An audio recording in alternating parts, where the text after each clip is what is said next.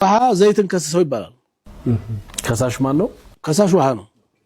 ዘይትን ከስሰው ውሃ ላይ ሲጨምረው ዘይቱን ተላይ የሚሆነው ማን ነው? ዘይት ከላይ ይሆናል። ዘይቱን ተታች አድርገህ ሰው አብጭምር ይገለበጣል። ስቲል አሁንም አሁን ተላይ የሚሆነው ማን ነው? ዘይት ነው። ዘይት ተላይ ይሆን አስቸገርና እንዴ አታፍርም እንዴ? ሸመለህም እንደው ሸምለስ ነው አለው። ምን ነው እኔ ዋሳድጌ እኔ ዋስተምሬህ የሚባል ነገር አለ አይደል?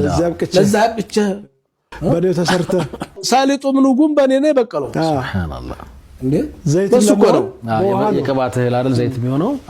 ሳሊጡም ንጉም በኔ በቀለህ በኔ አርገህ በኔ አብበህ በኔ አፍርተህ። ሱብሃንአላህ በኔ ልፋት እኮ ነው የደረስከው። አታፍርም እንዴ? እንዴት በላይ ላይ ትጨፍራለህ ትገለብጠኛለህ አለው። መልሱ ምን ሆነ? ተዛ ይረጋጉ አቶ ውሃ ተፈትኘ ነው አለ። ምንድነው የተፈተንከው? ተሰጥቼ ተወቅጬ ተፈጭቼ ተጨምቄ ነው ለዚህ ደረስኩት። ከጣይ ላይ አሰጡኝ አለ። ከዛም ወቀጡኝ።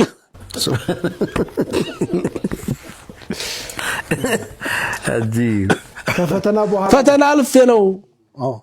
አንተ ዝም ብለህ ትነጉዳለህ እንጂ እኮ አልተፈተንክም ማለት። ሱብሃንአላህ መፍሰስ ብቻ ነው። የሚገርም ነው። እኔ ተፈትኜ ነው አለ። በጣም ለህይወት ትምህርት የሚሆን ነው። ውሃና ዘይት የሚደንቅ ነው። ተቀጥቅጬ ተወቅጬ ነው አለ። ተጨምቄ ነው አለ። ተሰጥቼ በፀሐይ ላይ። ሱብሃንአላህ ስለዚህ ያልተፈተነ ሰው ለምንም አይሆን። ትዳርም ፈተና ነው። ህይወትም ፈተና ነው። የተሻለ እናገኛለን ብላችሁ ባለፉት ሰዎች ተማሩ። ያለፉት አሉ ቸኩለው